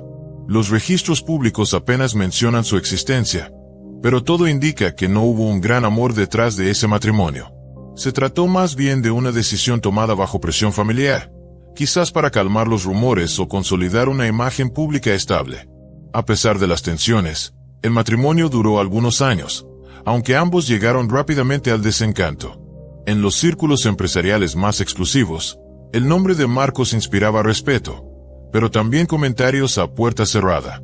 Muchos lo veían como una figura compleja, un hombre dotado de inteligencia y visión empresarial, pero profundamente incapaz de generar vínculos humanos auténticos. Sus relaciones personales eran superficiales, construidas sobre apariencias, poder y conveniencia. A medida que se acercaba a la cúspide de su carrera, también crecía su soledad, una sombra silenciosa que se cernía sobre su lujosa existencia. La familia Matsunaga era vista como símbolo de éxito y perseverancia, pero internamente lidiaban con las consecuencias de una presión que exigía perfección. Las apariencias eran sagradas, y cualquier señal de debilidad debía ser erradicada. Este entorno generó tensiones no solo en Marcos, sino también en quienes lo rodeaban. Las decisiones importantes eran tomadas en la cima, sin consulta ni empatía, y los sentimientos quedaban relegados a un segundo plano. Así, se fue tejiendo una red de silencios, secretos y resentimientos que, eventualmente, detonarían en una tragedia inimaginable. Lo que nadie imaginaba era que detrás de los lujos, de la fachada impecable y del apellido ilustre, se escondía un destino oscuro que cambiaría la historia de la familia para siempre. La vida de Marcos Matsunaga estaba por tomar un giro fatal, y las consecuencias de ese giro conmocionarían a todo un país. En el siguiente capítulo de esta historia, comenzaremos a descubrir los hilos ocultos de una trama que mezcla poder, engaño y muerte. La decisión de formar una familia no fue tomada a la ligera. En un principio, la joven esposa de Marcos intentó adaptarse a su carácter difícil, con la esperanza de que, con el paso del tiempo, lograrían consolidar una relación sólida basada en el respeto y el apoyo mutuo. Sin embargo, estaba equivocada. A medida que los años avanzaban, la distancia emocional entre ambos crecía. Marcos no solo no hacía esfuerzos por fortalecer su matrimonio, sino que lo saboteaba abiertamente. Sus constantes infidelidades eran conocidas y descaradas. No se molestaba en ocultarlas ni en justificarse. Su búsqueda de amantes era directa y deliberada, utilizando portales en línea donde mujeres ofrecían servicios íntimos a cambio de dinero. Fue precisamente en uno de esos sitios donde apareció Alice, una joven rubia, de figura llamativa y rostro encantador, cuyo perfil llamó de inmediato la atención del empresario. Alice era 6 años menor que Marcos y provenía de un entorno completamente opuesto al de él. Nació y creció en una familia disfuncional, marcada por la pobreza y la violencia, en uno de los barrios más peligrosos de la ciudad. Nunca conoció a su padre. Su madre, alcohólica empedernida, convivía con hombres igual o más perdidos que ella, quienes ejercían una influencia nefasta sobre la pequeña Alice. Desde muy joven, fue víctima de agresiones físicas, acoso y abusos por parte de los compañeros de su madre. Su infancia fue una etapa oscura, repleta de miedo y carencias. Al terminar la escuela, Alice huyó de ese entorno. No miró atrás. Tomó cursos de enfermería y consiguió empleo en un hospicio, donde atendía a pacientes en fase terminal. Pero su sensibilidad se convirtió en un peso. Se encariñaba demasiado con quienes cuidaba, y cada pérdida la devastaba emocionalmente. Pronto comprendió que esa vida no era para ella. Quería algo más. Con la firme decisión de cambiar su destino, Optó por estudiar Derecho. Lo veía como un camino lleno de posibilidades, una llave para abrir puertas que siempre le habían estado cerradas. Se preparó intensamente para los exámenes de admisión y obtuvo los puntajes necesarios, pero su sueldo como enfermera no alcanzaba para cubrir los gastos universitarios. No tenía familia que la apoyara. Los vínculos con sus parientes estaban rotos desde el día que escapó de casa. Fue entonces cuando tomó una decisión pragmática: aprovechar su atractivo físico para ganar dinero. Se registró en una plataforma de acompañantes, donde la ayudaron a crear un perfil impactante. En poco tiempo, hombres adinerados comenzaron a solicitar sus servicios. El trabajo le permitía pagar la universidad y mantenerse por completo sin depender de nadie.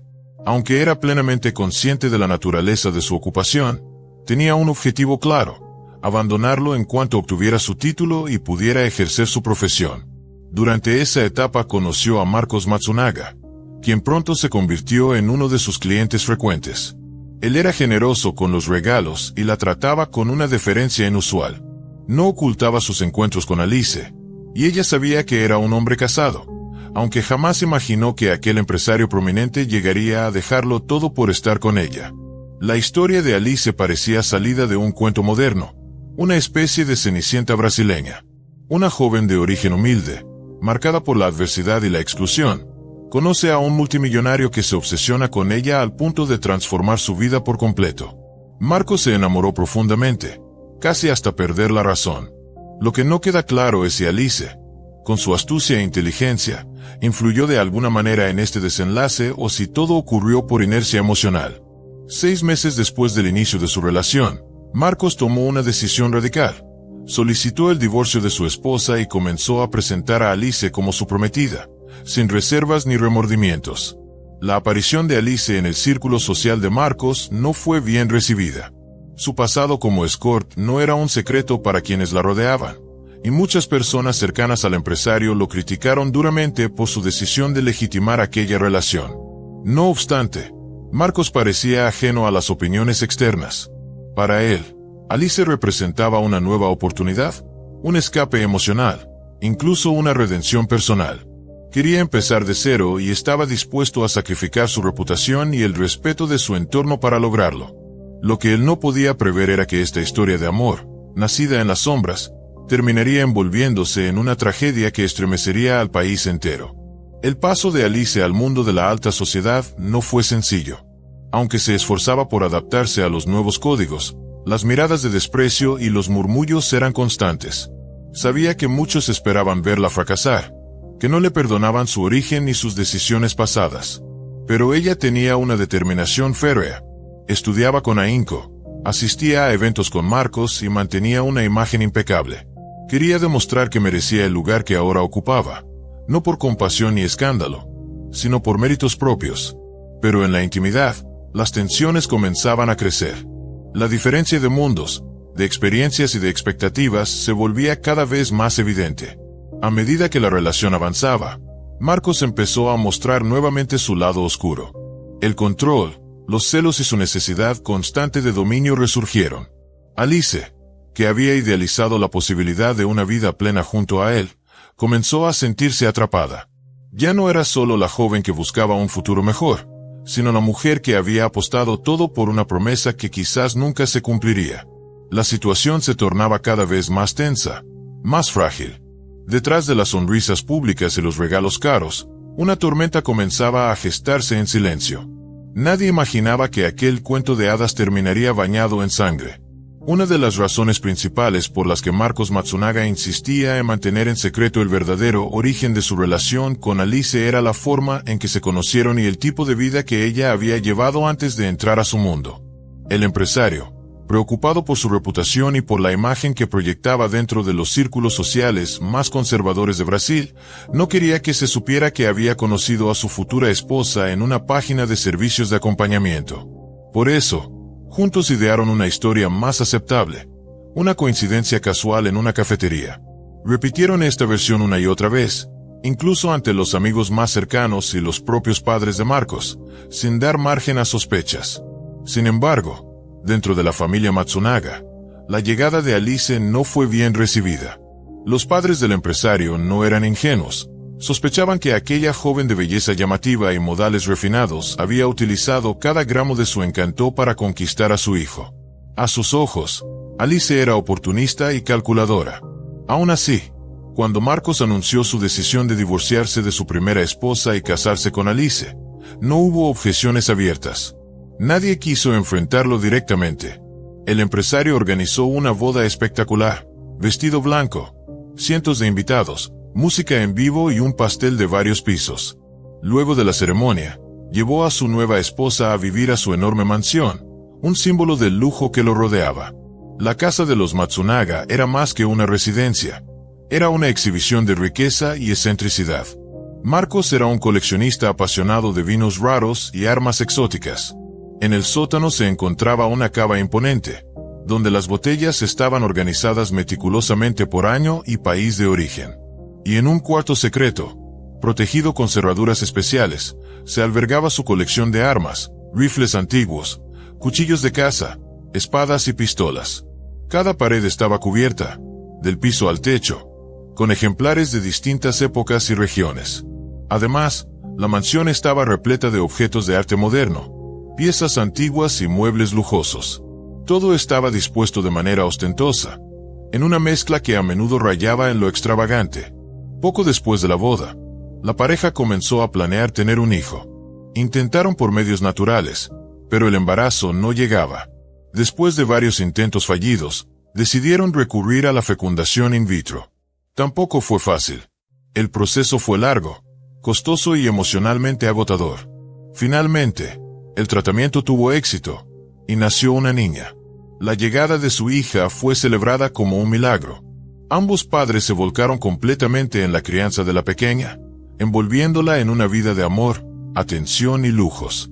La niña creció rodeada de comodidades, con una educación privilegiada, y pronto comenzaron a viajar en familia por el mundo, explorando culturas y nuevas experiencias. Desde afuera, todo parecía perfecto. Una pareja feliz, una hija hermosa, y una vida sin límites. Pero había un aspecto peculiar en esa vida aparentemente ideal: la caza.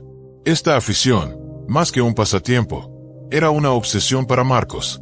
Desde joven, disfrutaba acechar animales salvajes y abatirlos en lo profundo del bosque. A lo largo de los años, había intentado que sus parejas compartieran esta pasión, sin éxito. La mayoría encontraba la práctica repulsiva. Sin embargo, con Alice fue distinto. Ella no solo aceptó acompañarlo, sino que se involucró activamente.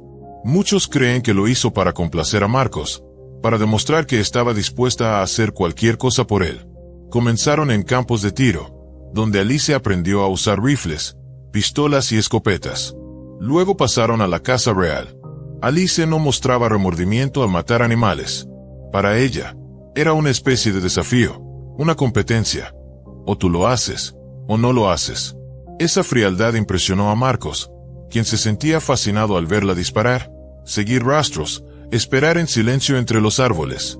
Ella aprendió no solo a cazar, sino también a despellejar y descuartizar a sus presas, ya fueran jabalíes, ciervos u otros animales del bosque. Ambos lo hacían juntos, usando cuchillos especiales, hachas afiladas y herramientas diseñadas para esa tarea. Esa actividad, tan violenta como íntima, se convirtió en una rutina privada entre ellos, un vínculo particular que los unía en algo que pocos podían comprender. En vez de perros o gatos, la familia tenía otro tipo de mascotas, serpientes venenosas. En una de las salas de la mansión, se construyeron terrarios con tecnología avanzada que simulaban el hábitat natural de esos reptiles. Marcos y Alice los cuidaban con dedicación, como otros cuidan a un gato siamés o un perro labrador. Estas criaturas peligrosas, silenciosas y mortales, eran para ellos una fascinación más, una extensión de su estilo de vida fuera de lo común. Algunos invitados se sentían incómodos con su presencia, pero para la pareja, tener serpientes exóticas era simplemente una declaración de lo que eran: diferentes, enigmáticos, inaccesibles. Esa atmósfera extraña, a medio camino entre la opulencia y lo macabro, era el telón de fondo de una vida que desde fuera parecía sacada de una revista, pero que por dentro comenzaba a mostrar grietas profundas. Las apariencias mantenían todo en pie, pero bajo la superficie se acumulaban tensiones invisibles, silenciosas y peligrosas. La relación entre Alice y Marcos, una vez basada en el deseo y la fascinación, comenzaba a descomponerse lentamente. Nadie en su entorno sabía con certeza lo que ocurría puertas adentro, pero quienes los conocían de cerca percibían una energía distinta, más densa, como si algo siniestro estuviera por despertar. El terrario con serpientes venenosas no fue una simple excentricidad decorativa, era la realización de uno de los sueños más antiguos y extraños de Marcos Matsunaga. Siempre había sentido una fascinación profunda por estos reptiles silenciosos y letales. Sin embargo, durante su primer matrimonio, ese deseo fue reprimido. Su entonces esposa no aprobaba la idea de tener criaturas tan peligrosas dentro del hogar. Con Alice, en cambio, la historia fue distinta. Ella no solo aceptó el proyecto, sino que lo apoyó con entusiasmo. De alguna manera, comprendía las obsesiones de Marcos y estaba dispuesta a sumergirse en sus pasatiempos, por extraños que fueran. Para el empresario, esto era prueba de una conexión real, de un vínculo más fuerte que el de cualquier relación anterior. En la primavera de 2012, Marcos se encontraba en el punto más crucial de su carrera. Estaba por cerrar el trato más importante de su vida, la venta de la empresa familiar, una transacción que lo convertiría oficialmente en multimillonario. El plan era invertir esa enorme suma de dinero en un nuevo negocio aún más rentable, abriendo un nuevo capítulo en su vida empresarial. Su mente estaba ocupada día y noche con números, documentos y reuniones clave. Apenas pisaba su hogar, completamente absorbido por las negociaciones.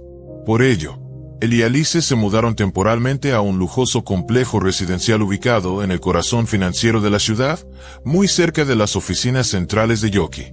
Era más práctico para Marcos y ofrecía toda la comodidad imaginable para su esposa, aunque ella se encontraba sola la mayor parte del tiempo. El ritmo de trabajo de Marcos era tan frenético que su jornada se extendía hasta bien entrada la noche. A veces ni siquiera regresaba al apartamento. Alice, desde su hogar con vista panorámica a la ciudad, esperaba sola. Él le prometía que una vez cerrada la venta, su vida cambiaría radicalmente. Menos estrés, más tiempo juntos, una vida familiar plena. Pero esa promesa jamás se cumpliría. El 19 de mayo de 2012, a tan solo horas de concretar la operación millonaria, Marcos desapareció sin dejar rastro. Su esposa no se alarmó de inmediato. Aseguró a la policía que su esposo tenía una reunión esa noche que probablemente se alargaría, y que al amanecer debía reunirse con otro socio, por lo que había tomado algunas cosas y la había advertido que pasaría la noche en la oficina.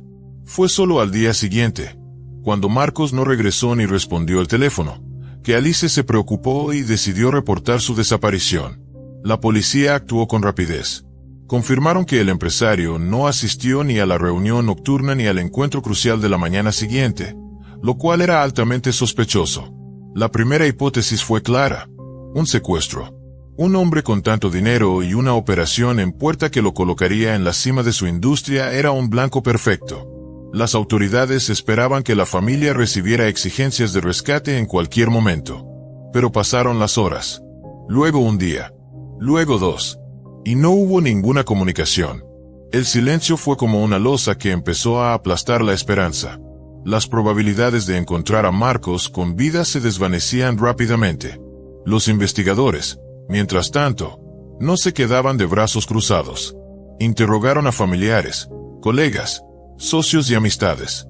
Querían saber si existía alguien que pudiera beneficiarse con la desaparición de Marcos o si había enemigos ocultos. Sin embargo, el empresario era meticuloso, calculador y prudente. Tomaba decisiones estratégicas que solían beneficiar a todos los involucrados. No había enemigos evidentes, ni amenazas previas. Nada parecía indicar que alguien cercano tuviera motivos para querer verlo fuera del camino. Fue entonces que, varios días después del incidente, Alice tomó a su pequeña hija y se dirigió a casa de sus suegros. Entre lágrimas, reveló algo que había mantenido oculto a la policía. Marcos llevaba tiempo engañándola con otra mujer, una joven llamada Natasha Villalima. No lo ocultaba del todo. A pesar de las discusiones violentas, amenazas de divorcio y promesas de redención, Marcos seguía viendo a su amante. Solo que, tras las últimas peleas con Alice, había empezado a hacerlo con más discreción, evitando provocar un nuevo escándalo en casa. Aquella revelación cambió el curso de la investigación. Los suegros escucharon en silencio mientras Alice relataba los altibajos del matrimonio. Dijo que había perdonado una y otra vez, que había confiado en las promesas de su esposo, en su palabra de que dejaría a Natasha para preservar la familia. Pero en el fondo, ella sabía que eso no era cierto. Marcos era un hombre de rutinas marcadas, y Natasha se había convertido en parte de su mundo de secretos y mentiras. Esta confesión sembró nuevas dudas en la investigación. ¿Había sido un crimen pasional? ¿Podía Alice haber actuado por despecho? ¿O era Natasha quien tenía razones para eliminar al empresario? A partir de ese momento, las sospechas comenzaron a girar en otra dirección, más íntima, más perturbadora. En los círculos empresariales, la desaparición de Marcos fue recibida con estupor. La venta de la compañía quedó congelada. Los socios evitaban hacer declaraciones, y el nerviosismo se palpaba en el ambiente.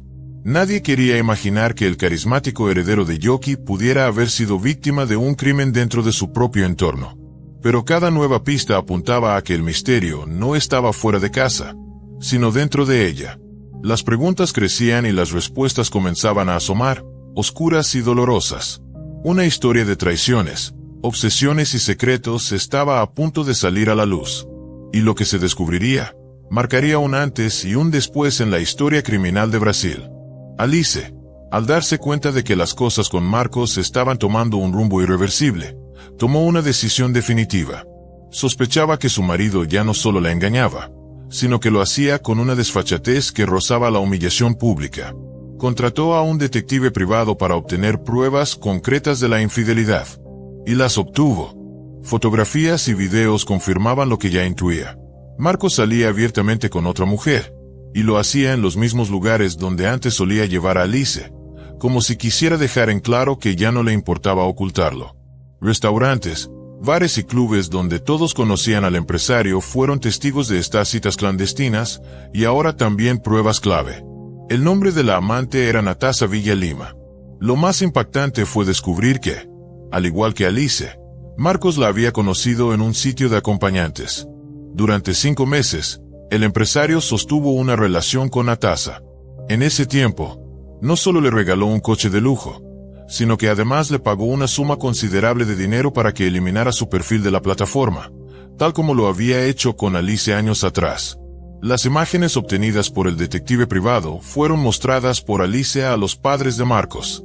Con voz temblorosa, les reveló que había enfrentado a su esposo con esas pruebas justo un día antes de su desaparición. Lejos de arrepentirse, él simplemente recogió algunas cosas, le dijo que la dejaba y salió del apartamento. Nunca más se supo de él. Según Alice, lo había hecho todo por pasión, huyendo con su nueva amante. Pero quienes conocían bien a Marcos Matsunaga descartaron por completo esa posibilidad. Un hombre obsesionado con su empresa, con décadas de construcción familiar detrás, no desaparecería de la noche a la mañana, abandonando negocios millonarios y su propia hija. Esa versión simplemente no encajaba. Y la verdad, como se descubriría días más tarde, era infinitamente más oscura.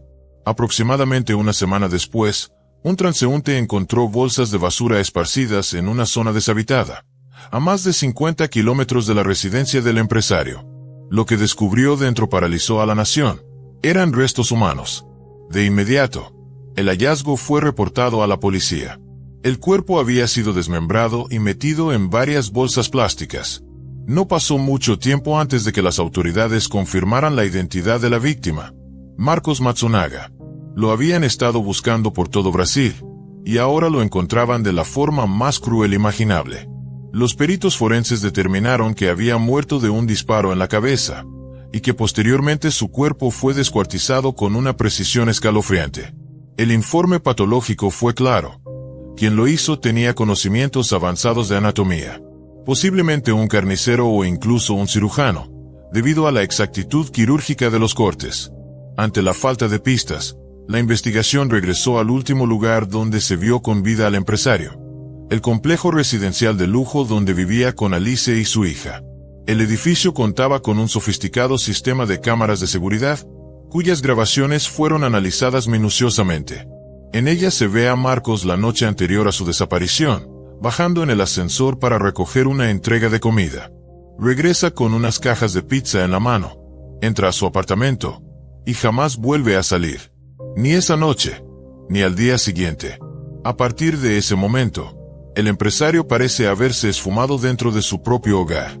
Lo que sí se ve después en las grabaciones es estremecedor. A la mañana siguiente, Alice sale del departamento con 3 grandes maletas con ruedas. Las arrastra con dificultad. Claramente están muy pesadas. Los investigadores ya no tenían dudas sobre el contenido de ese equipaje. La escena fue clave. Esa misma tarde, la viuda fue detenida y llevada a la estación de policía para rendir declaración. Al principio, intentó negarlo todo. Sostenía su versión de que Marcos se había marchado por voluntad propia. Pero las imágenes, las pruebas, las contradicciones, todo comenzaba a derrumbarse. La historia que Alice había construido con tanto cuidado comenzó a desmoronarse frente al peso de la evidencia. Ya no bastaban las lágrimas ni las palabras suaves. Los investigadores querían respuestas, y las querían de inmediato. Había demasiadas coincidencias, demasiados detalles imposibles de ignorar. La precisión con la que fue cortado el cuerpo, el momento exacto de la desaparición, la frialdad con la que había seguido su vida como si nada hubiera ocurrido. Todo indicaba que el crimen se había planeado meticulosamente. Y detrás de esa fachada de madre joven y esposa dolida, comenzaba a revelarse un perfil mucho más oscuro, calculador y peligroso de lo que cualquiera podría haber imaginado. Mientras tanto, la prensa y la opinión pública seguían con atención cada nuevo giro del caso. La historia tenía todos los elementos de una tragedia: poder, traición, lujos, pasión, celos, muerte. El país entero estaba pendiente. El apellido Matsunaga, antes sinónimo de éxito y prestigio, ahora estaba manchado por un crimen macabro que tenía en vilo a la justicia brasileña. La pregunta que todos se hacían era una sola: ¿cómo una relación que comenzó como un cuento de hadas terminó con un cuerpo descuartizado dentro de bolsas de basura? Y lo más perturbador, ¿cuál era la verdad que aún no había salido a la luz? La versión inicial de Alice fue que su esposo la había abandonado por otra mujer. Sin embargo, esa coartada se vino abajo en cuanto los investigadores le mostraron las grabaciones del elevador. En el momento en que vio las imágenes de Marcos entrando con las cajas de pizza y luego sin volver a salir del departamento, se quebró emocionalmente y comenzó a hablar. Entre lágrimas, confesó que su vida conyugal se había deteriorado por completo desde hacía tiempo. El hombre al que una vez había idealizado, según ella, se había transformado en una figura cruel que la humillaba constantemente. La acusaba por su pasado como escort, diciéndole que la había rescatado del lodo, y además la menospreciaba como madre. Alice relató que Marcos intentaba controlar cada aspecto de su vida, desde sus amistades hasta sus movimientos cotidianos. No le permitía tener una red social, ni independencia. Y cuando en una ocasión ella se atrevió a mencionar la posibilidad de un divorcio, él, entre risas, le dijo que la dejaría sin nada, le quitaría a su hija y no le permitiría volver a verla. La noche del crimen, dijo, le mostró a Marcos las fotos que un detective privado había capturado, donde él aparecía con Atasa, su amante. En lugar de disculparse, según su relato, él se enfureció, le dio una bofetada, y a partir de ahí todo se volvió una neblina mental. Aseguró no recordar cómo terminó con un arma en la mano, ni cómo apretó el gatillo. Solo recuerda que, más tarde, al comprender lo que había hecho, decidió deshacerse del cuerpo para simular una desaparición. Alice tenía conocimientos de anatomía humana debido a sus estudios de enfermería, y además, Marcos le había enseñado técnicas para despellejar y cortar animales durante sus sesiones de caza. En su casa tenían cuchillos especializados, hachas y sierras, herramientas que usaron en su momento para tratar con animales, y que ahora, escalofriantemente, fueron utilizadas con el cuerpo de Marcos. Mientras su hija dormía en la habitación contigua, Alice descuartizaba a su esposo con precisión quirúrgica. Embolsó los restos uno por uno y los trasladó en maletas, simulando un viaje ordinario. Sin embargo, las pruebas comenzaron a revelarse una tras otra, y su versión empezó a desmoronarse. Una de las principales inconsistencias surgió con el testimonio del detective privado. Él afirmó que las fotos y videos que probaban la infidelidad de Marcos no fueron entregadas a Alice, sino hasta el 20 de mayo. Es decir, después de la desaparición del empresario. Esto desmontaba la declaración de la acusada de que había confrontado a su esposo con esas pruebas la noche del crimen. Además, Alice había llevado ese mismo material a los padres de Marcos, asegurando que él la había dejado por otra mujer. El engaño era evidente. Los investigadores también lograron contactar a Natasha Lima, quien testificó ante el tribunal. Según ella, Marcos sí tenía intenciones de divorciarse, pero le tenía miedo a su esposa. Le había confesado que ella era mentalmente inestable y capaz de cosas terribles. La última vez que Natasha vio a Marcos fue el día antes de su desaparición. En esa ocasión, él le habló del caos que reinaba en su hogar, de los gritos, las peleas constantes y de lo desgastado que se sentía. Le reveló que, una vez cerrada la venta de la empresa, se mudaría a Florida para iniciar una nueva vida y fundar otra compañía. No tenía intenciones de llevar a Alice con él. Su plan era divorciarse y dejar ese capítulo atrás, como si fuera una pesadilla. Todo apuntaba a que Marcos ya no veía un futuro junto a ella, y quizás eso fue lo que detonó la tragedia. Pero lo más aterrador vino con el informe forense final. Los expertos descubrieron rastros de sangre en los pulmones de la víctima, lo que indicaba que al momento de ser decapitado, Marcos aún estaba con vida e intentaba respirar. Es decir, no murió de inmediato tras el disparo. Esta revelación estremeció al país. Alice negó vehementemente esta posibilidad, afirmando que su esposo había muerto en el acto. Sin embargo, el ángulo de entrada de la bala también contradecía su versión. La trayectoria sugería que Marcos estaba sentado o acostado, sin esperar el disparo, sin defenderse, sin moverse, lo que destruía por completo su alegato de que actuó en defensa propia tras una agresión. Por si fuera poco, todos los testigos que se presentaron durante el juicio desmintieron que Marcos hubiera sido violento físicamente. Era conocido por su mal carácter, sus comentarios hirientes y su arrogancia, pero jamás, según sus allegados, levantó la mano contra alguien. Para la fiscalía, eso confirmaba que Alice había inventado la supuesta bofetada como justificación. Marcos, evidentemente, ya no podía defenderse. Todas las pruebas físicas, testimoniales y conductuales apuntaban hacia una sola verdad. Lo que ocurrió aquella noche no fue un arrebato de miedo, sino un acto deliberado y planificado. El tribunal, después de semanas de audiencias y peritajes, dictó sentencia. Alice Matsunaga fue encontrada culpable de asesinato premeditado. El juicio causó un enorme impacto en todo Brasil. La historia de una joven que pasó de ser escorta a esposa de un magnate, y finalmente asesina, se convirtió en símbolo de una tragedia marcada por los excesos, los secretos y la violencia oculta detrás de la riqueza. Una historia que, aún hoy, sigue provocando escalofríos. El tribunal determinó que se trataba de un asesinato cometido con particular crueldad, seguido de un intento deliberado de ocultar el crimen. Alice Matsunaga fue condenada a 20 años de prisión, una sentencia que generó indignación en gran parte de la sociedad brasileña. Muchos consideraron que, dadas las circunstancias del caso, la frialdad del acto, la precisión en el descuartizamiento y la intención evidente de borrar todo rastro, la pena impuesta fue escandalosamente leve. El clamor popular pedía justicia más severa, pero la decisión ya estaba tomada. Alice pasaría las próximas 2 décadas tras las rejas, mientras el país entero digería una de las historias más impactantes de su historia criminal reciente. Tras el juicio, la pequeña hija del matrimonio quedó bajo la custodia de los abuelos paternos, los mismos que, devastados por la pérdida de su hijo, se vieron obligados a asumir la crianza de una niña marcada por una tragedia imposible de olvidar. Su mundo infantil quedó dividido en un antes y un después. Aunque se hizo todo lo posible por resguardarla de los medios y de la exposición mediática, el apellido Matsunaga ya era sinónimo de horror. Su futuro, como el de todos los involucrados, había sido alterado para siempre. La infancia que una vez estuvo llena de lujos y viajes, ahora transcurriría bajo la sombra del crimen que partió a su familia en dos. Este caso dejó una profunda huella no solo en la memoria colectiva, sino también en la percepción sobre el poder, el control, la desigualdad y la violencia silenciosa que puede habitar incluso en los hogares más opulentos. La historia de Marcos y Alice no fue solo la de un crimen pasional, fue la de una relación marcada por el desequilibrio, la obsesión, la manipulación y la falta de límites.